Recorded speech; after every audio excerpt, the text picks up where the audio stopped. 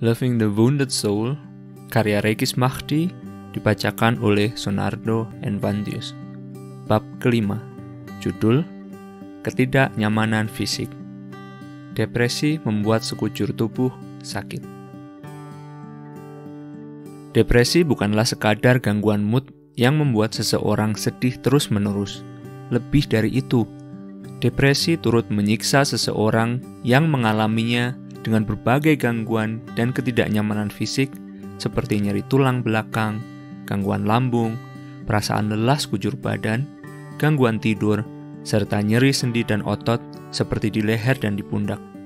Dari pengalaman saya pribadi, ada perasaan mual, badan gemetar, radang tenggorokan lebih dari 3 tahun, pusing yang tidak pernah hilang, asam lambung yang tinggi, hingga konstipasi.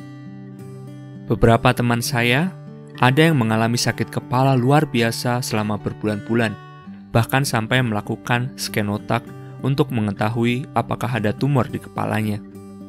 Dokter tidak menemukan apa-apa dan meminta mereka untuk mengunjungi psikiater.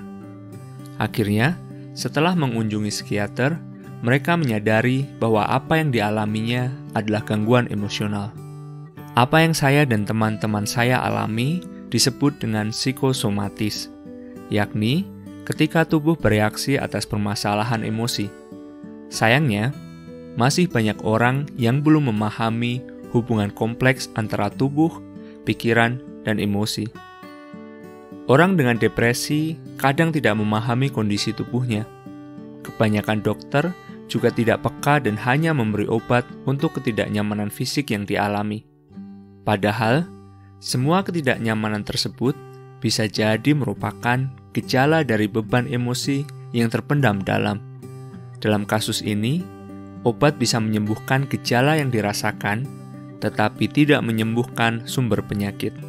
Sebuah penelitian yang cukup tua menemukan bahwa orang dengan depresi yang menunjukkan banyak gejala ketidaknyamanan fisik akan lebih rentan terhadap gangguan depresi. Penelitian tersebut melibatkan 1.000 orang dewasa yang dibagi dalam 2 kelompok. Dari jumlah itu, pada kelompok orang yang memiliki satu ketidaknyamanan fisik, dalam kurung, misal hanya pusing atau gangguan asam lambung, 2% saja yang memiliki permasalahan mood. Sementara pada kelompok orang yang mengalami 9 jenis ketidaknyamanan fisik secara bersamaan, ditemukan 60% dari kelompok tersebut yang mengalami permasalahan mood. Saya ingatkan kembali, jika Anda mengalami gangguan-gangguan fisik seperti pusing berbulan-bulan, gangguan MAG yang sangat sering, pundak dan leher kaku, sakit tulang belakang, radang tenggorokan, tidak bisa tidur, konstipasi, dan lain-lain, kini saatnya Anda lebih jujur kepada diri sendiri. Tanyakan 2 pertanyaan ini kepada diri sendiri. Apakah saya sedang stres? Apa yang mengganggu pikiran saya? Kedua pertanyaan tersebut mungkin tidak mudah untuk dijawab. Namun, jika Anda membiasakan diri untuk mengambil jeda dan mengevaluasi kondisi stres Anda, lama-kelamaan Anda akan lebih peka terhadap pikiran, perasaan, dan tubuh Anda. Menyembuhkan depresi dan gangguan mood lainnya bukanlah pekerjaan sekali jadi. Menyembuhkan depresi harus sepaket dengan menyembuhkan segala ketidaknyamanan fisik yang muncul. Ketika ketidaknyamanan fisik dibiarkan, depresi bisa datang lagi dan memasuki episode berikutnya.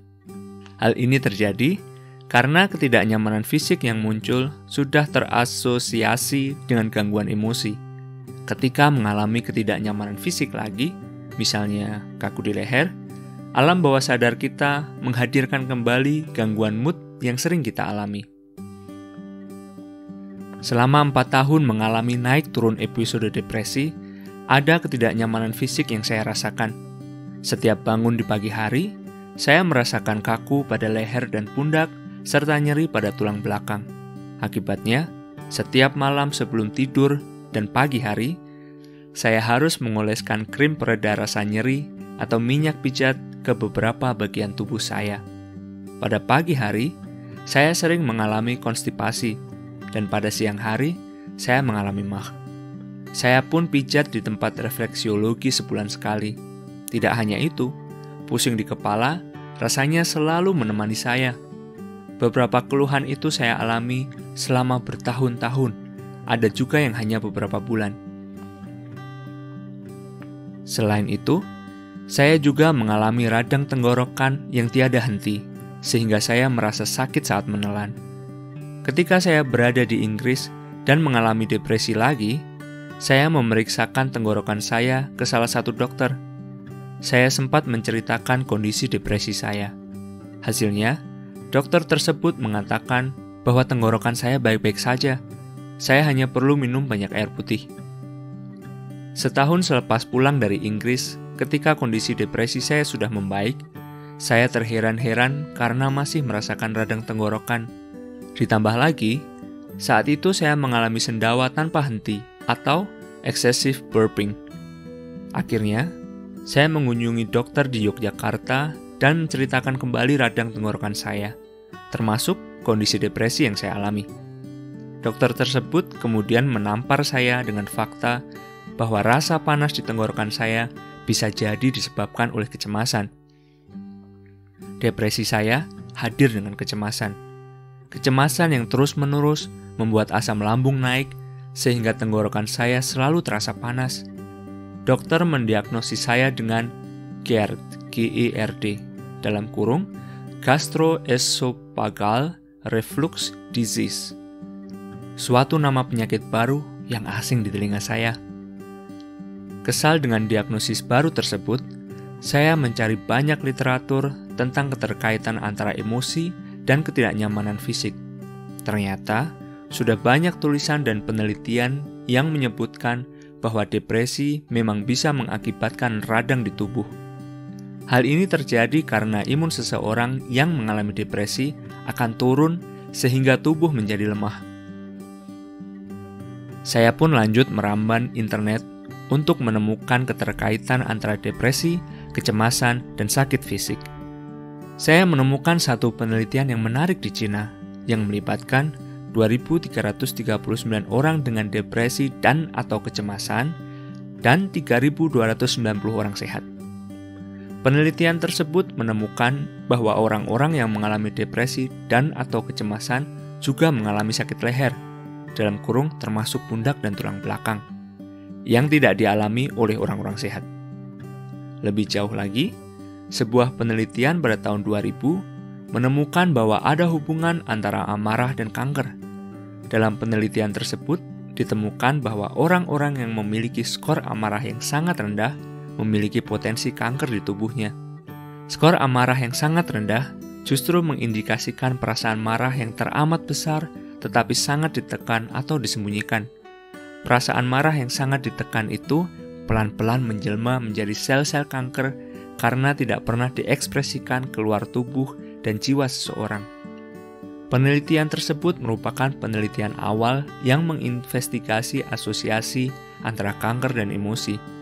Tentu saja, masih dibutuhkan penelitian lain untuk memastikan apakah keduanya memang benar-benar memiliki hubungan sebab akibat. Biarpun masih penelitian awal, penelitian ini bisa menjadi refleksi kita tentang hubungan antara emosi dengan segala hal yang terjadi di tubuh kita.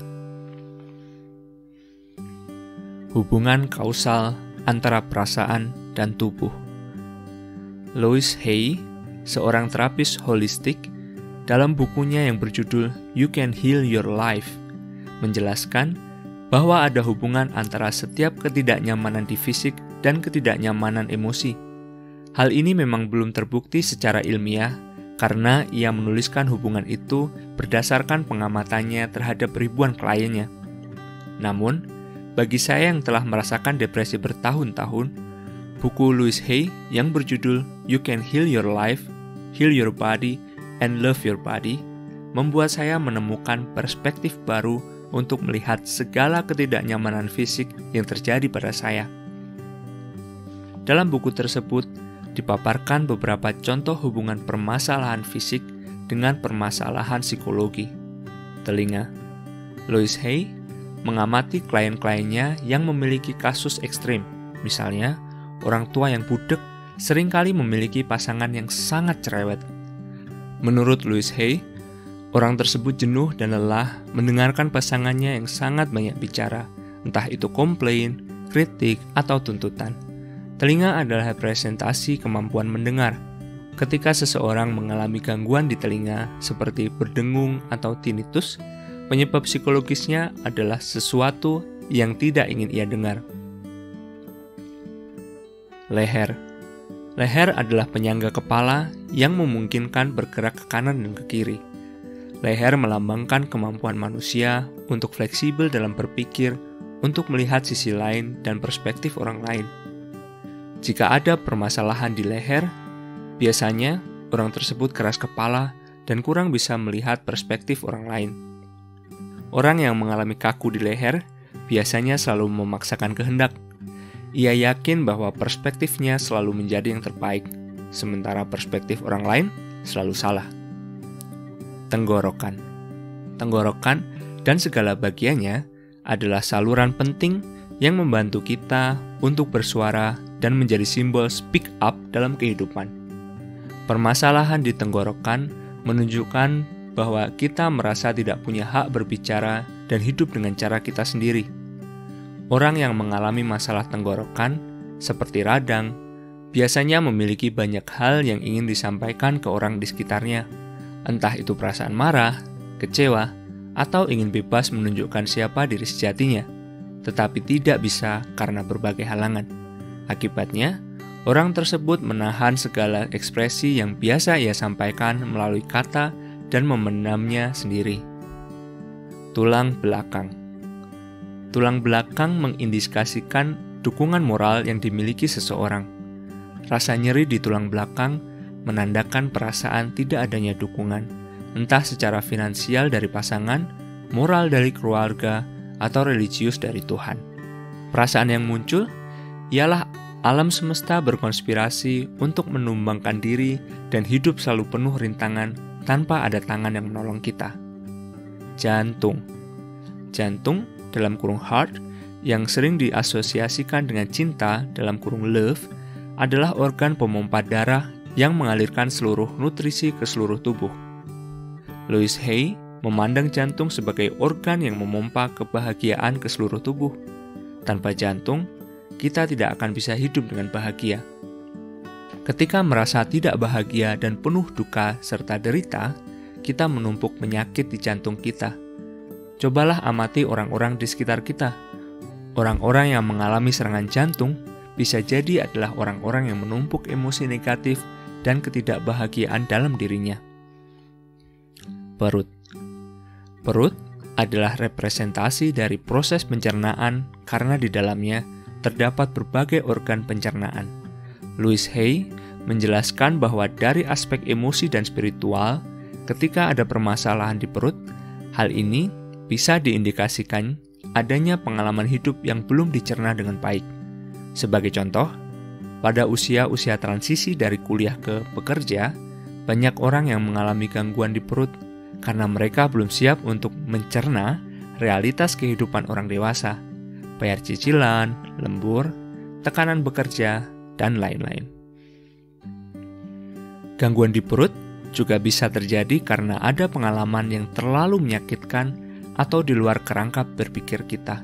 Misalnya, seorang perempuan yang dilecehkan secara seksual oleh pamannya sendiri, yang selama ini dianggapnya sebagai paman yang paling penyayang, sering mengalami ketidaknyamanan di perut. Pengalaman traumatis tersebut berada di luar kerangka berpikirnya, karena paman yang baik seharusnya memperlakukannya dengan baik. Batinnya tidak mampu mencerna pengalaman tersebut, sehingga fisiknya menunjukkan ketidaknyamanan di perut sebagai simbol adanya proses pencernaan pengalaman yang terganggu. Usus besar dan organ pembuangan. Usus besar dan organ pembuangan melambangkan kemampuan kita untuk melepas serta membuang sesuatu yang sudah tidak kita butuhkan. Gangguan pada usus besar berarti kita belum siap melepaskan. Salah satu contohnya, orang yang mengalami konstipasi merupakan orang yang masih memaksakan bertahan di hubungan yang buruk. Lemari mereka biasanya penuh dengan baju-baju lama, karena tidak berani membuang. Merekalah orang yang tidak berani berjudi dengan kehidupan. Mereka menggenggam erat masa lalu dan tidak bisa melepaskannya. Mereka tidak berani menjelajahi masa depan. Pemahaman saya. Ketidaknyamanan fisik saya berkurang sedikit demi sedikit seiring pemahaman baru terhadap tubuh yang saya dapatkan. Saya mulai belajar untuk mencintai tubuh saya dan belajar untuk melihat sakit pada tubuh saya dari perspektif baru yang ditawarkan Louise Hay. Saya pun mulai menyelesaikan beban-beban emosi tersebut. Selain penjelasan Louise Hay, saya pernah menyaksikan sendiri teman saya yang sembuh dari rasa pusing yang telah dialaminya bertahun-tahun. Berikut adalah sedikit cerita tentang pengalaman teman saya. Kita sebut saja namanya Rio.